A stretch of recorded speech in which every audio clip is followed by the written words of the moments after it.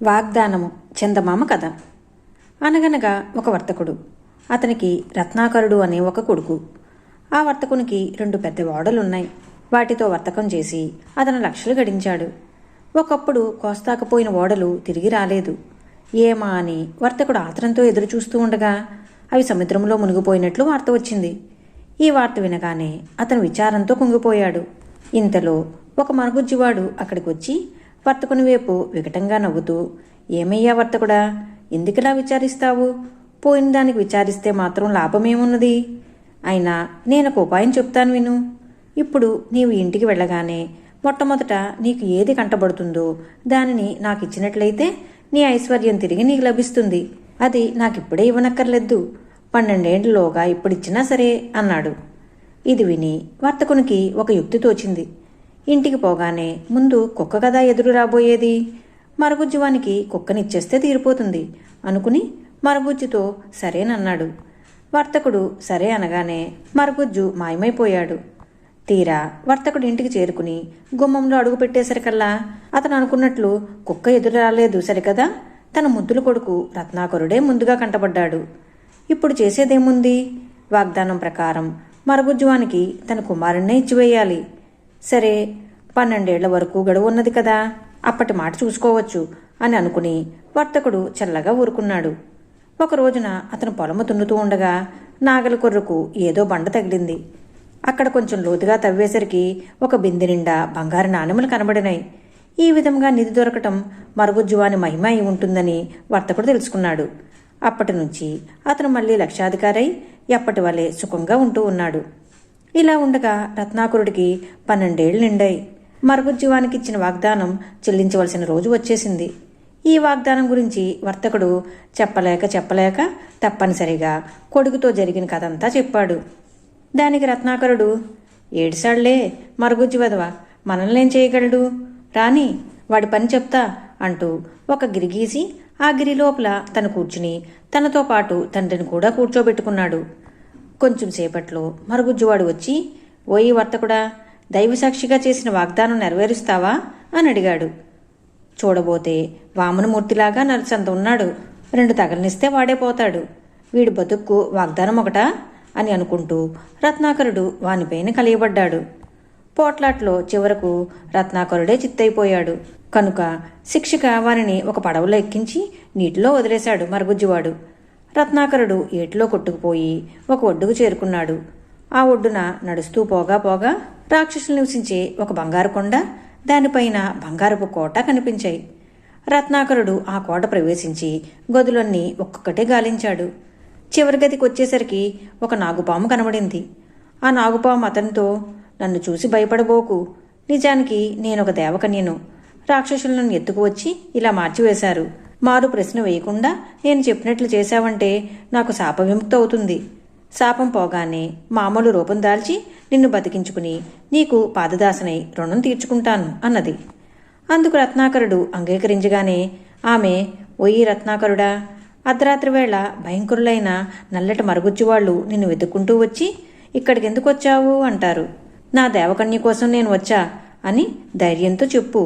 మరైతే ప్రాణానికి ప్రాణం ఇస్తావా అని అడుగుతారు. అలాగే అని చెప్పి నిబ్రంగా ఉంటువంటే వాళ్ళు నీ ప్రాణం తీసుకుంటారు. అంతటితో వాళ్ల మంత్రబలమి పోయి నాకు అసలు రూపం వచ్చేస్తుంది అని చెప్పింది. ఆ రాత్రి ఆమె చెప్పినట్లే జరిగింది. దేవకన్యకు శాపం వదిలిపోగానే మంత్రజలం చెల్లి రత్నాకరుని బతికించుకుంది. అంతటినుంచి వాళ్లకు మరుగుజ్జు వాళ్ల పీడ వదిలిపోయింది. రత్నాకరుడు దేవకన్యను పెళ్లాడి బంగారపు కొండైన ఆ బంగారపు కోటలోనే హాయిగా ఉంటూ ఉండగా వారికి ఒక చక్కటి కుమారుడు పుట్టాడు. కొంతకాలానికి రత్నాకరుడు దేవకన్యతో, నేను ఒకసారి పోయి నా తల్లిదండ్రులను చూసి వస్తాను అన్నాడు. అందుకు ఆమె ఒప్పుకోలేదు. ఎంత చెప్పినా అతను వినకపోయేసరికి, సరే నేనేం చేసేది, పోయిరా, ఇదిగో ఈ ఉంగరం వేలుగు పెట్టుకుని ఏమి కోరుకుంటే అది నెరవేరుతుంది. కానీ మీ తండ్రి ఎదుట మాత్రం ఎన్నడూ తలవద్దు సుమా, ఈ మాట జ్ఞాపకం ఉంచుకో అని చెప్తూ భర్త వేలికి మాంత్రిక ఉంగరం పెట్టింది. ఆ మట్టున రత్నాకరుడు తండ్రి వద్దకు పోవాలని కోరుకున్నాడు. కళ్ళు మూసి తెరిచే లోపల అతను తన తండ్రి ఎదుటనే నిలబడి ఉన్నాడు.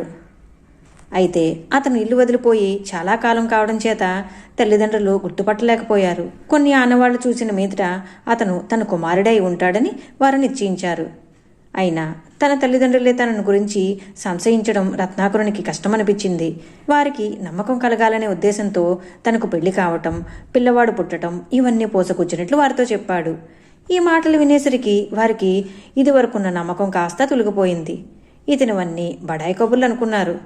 రత్నాకరునికి పౌరుషం రేగి తన భార్యను కొడుకును వారికి రుజువు చూపాలని వాళ్ళని తలిచాడు. మరో నిమిషంలో వాళ్ళు ప్రత్యక్షమయ్యారు. అప్పుడు ఆ వృద్ధులు కొడుకు చెప్పిందంతా నమ్మి కోడల్ని మనవడిని చూసుకుని మురిసిపోయారు. అయితే తన మాటను భర్త జవదాటినందుకు దేవకన్య ఉగ్రురాలై తగిన శాస్తి చేయాలనుకుంది. ఒకనాడు భార్యాభర్తలు ఏటు ఒడ్డుకు షికారు వెళ్లారు. అలసట చేత రత్నాకరుడికి నిద్ర పట్టడం కనిపెట్టి దేవకన్య అతని వేలి ఉంగరం మెల్లిగా ఒడదీసింది. తరువాత ఒక్క నిమిషంలో కొడుకుతో సహా ఆమె బంగారు కోట చేరుకుంది. కొంతసేపటికి రత్నాకరుడికి మెలకువ వచ్చి జరిగిన మోసం తెలుసుకున్నాడు. కాని ఉంగరం లేక చేసేదేమున్నది? తిరిగి తిరిగి రత్నాకరుడు మళ్లీ మరొక కొండ వద్దకు వచ్చాడు. ఆ కొండ మీద 3 రాక్షసులు వారి ఆస్తి పంపకం తెగక పోట్లాడుకుంటున్నారు. అటువంటి సమయంలో రత్నాకరుడు కనబడగానే వాళ్ళు బ్రతిమలాడి అతనిని తీసుకువెళ్లి తీర్పు చెప్పమన్నారు. అయ్యా, ఇవిగో పావుకోళ్లు, అవి తొడుక్కుని తలుచుకున్న చోటికి పోవచ్చు. ఈ ముత్యాలహారం ధరిస్తే మనసులో తలుచుకున్న పని నెరవేరుతుంది. 3వది ఖడ్గం, ఇది ఎవరిని నరికి రమ్మంటే వారిని సంహరిస్తుంది. ఈ 3 వస్తువులు మా ముగ్గురిలో ఎవరికి ఏది చెందవలనో మధ్యవర్తిగా ఉండి మీరు పంచిపెట్టండి అని కోరారు. అప్పుడు రత్నాకరుడు, సరే, బాగానే ఉంది. మీరు చెప్పిన మహిమలు ఈ 3 వస్తువులకు ఉన్నవో లేవో నిజం తెలియనిదే తీర్పు చెప్పడం ఎట్లాగా? కనుక ముందు నేను స్వయంగా పరీక్ష చేసి చూడాలి అన్నాడు. వాళ్ళందుకు ఒప్పుకున్నారు. రత్నాకరుడు హారం ధరించి ఖడ్గం చేత పుచ్చుకుని పావుకోళ్లు తొడుక్కున్నాడు. తలుచుకున్నంతలో అతను బంగారు కొండపైన బంగారు కోట చేరుకున్నాడు. అక్కడ అతనికి బాజా భజంత్రీల సందడి వినబడింది. ఇదేమిటా విడ్డూరమని చూసేసరికి దేశదేశాల నుంచి స్వయంవరం కోసమని వచ్చిన రాజకుమారులు దర్బారు మందిరంలో విందుకు కూర్చున్నట్లు తెలియవచ్చింది. రత్నాకరుడు అదృశ్య రూపంలో దేవకన్య పక్కనే చేరి ఆమె విందు ఆరగించకుండా ఆటంకం కలిగించేసరికి రాక్షసమాయలు మళ్లీ తన మీద ప్రయోగమవుతున్నాయని కంగారుపడి ఆమె ఆ మట్టునే పడకగదికి పోయి భయంతో ఏడుస్తూ పడిపోయింది. అప్పుడు రత్నాకరుడు మామూలు రూపంలో ఆమెకు కనబడి, నా మీద ప్రేమ చేత నా తండ్రి మరుగుజ్జీవానికిచ్చిన వాగ్దానం తప్పిపోయాడు. నన్ను మరిచిన నా తల్లిదండ్రులకు ఆనువాలు చూపించడం కోసం నీకిచ్చిన వాగ్దానం నేను తప్పిపోయాను. కాని నా ప్రాణం అడ్డువేసి రాక్షసమాయల నుంచి నేను తప్పించినప్పుడు చేసిన వాగ్దానం నువ్వు ఎందుకు తప్పిపోయావో బోధపడటం లేదు అని అన్నాడు. దేవకన్య తన తప్పిదాన్ని తెలుసుకుని క్షమించమని భర్తను ప్రార్థించింది. ఆ వెంటనే స్వయంవరం ఆగిపోయింది.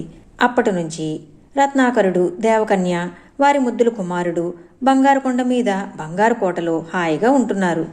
నోటి మాట గాలికి పోయేదే కదా, తప్పిపోతే రాబోయే కష్టమేమిటి అనుకుంటారు చాలామంది. కానీ మానవుని జీవితమంతా మాట మీదనే ఆధారపడి ఉంది. మాట తప్పిపోవడం వల్ల ఇక్కడ వర్తకునికి, రత్నాకరునికి, దేవకన్యకు కూడా ఎటువంటి ప్రమాదాలు వచ్చాయో చూడండి. ఈ కథ మీకు నచ్చినట్లయితే లైక్ చేయండి, షేర్ చేయండి. మరిన్ని మంచి కథల కోసం మా సంపత్ ఛానల్ సబ్స్క్రైబ్ చేసుకోండి.